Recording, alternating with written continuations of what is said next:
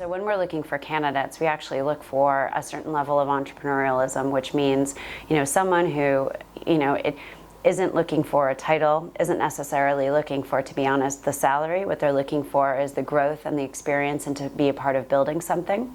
And they're great team players and, really wanting to roll up their sleeves and get done whatever needs to be done. They've got a healthy dose of optimism. Because you need that when you're a David fighting against many Goliaths in the industry, and you also need to have a high level of ownership.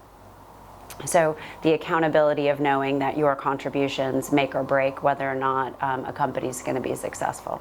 Truth is, what you can see in someone's CV is someone who you can see often attention to detail and delivery, which is really quite important. You can get a sense of how a person has pursued something entrepreneurial in the past. So have they gone for more creative roles? Have they tried their own startup? Have they been a part of quickly moving companies or quickly growing companies in the past? So you can get sort of nuances, but to be fair, really instantly when meeting someone whether or not they have those characteristics just through asking the right questions. So with marketing, I think it's really important having practical experience. So looking, at the roles and their progression within marketing, what exposure they've had. So for instance, PR is really important. Partnership development is really important for us.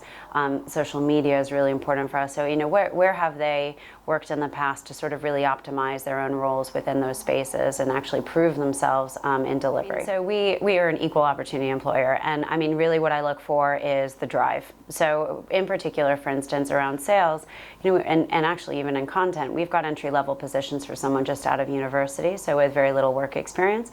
But equally, I mean, some of the more senior members of our team actually haven't completed university, but they've really shown the hustle and the drive to build their career and focused delivery, practical delivery in the areas they are. So I think everybody learns in their own way, and I do really truly think that university or going for higher degrees. I mean, for instance, I have an MBA. I think it's helpful, at different points in your career and depending on how you learn.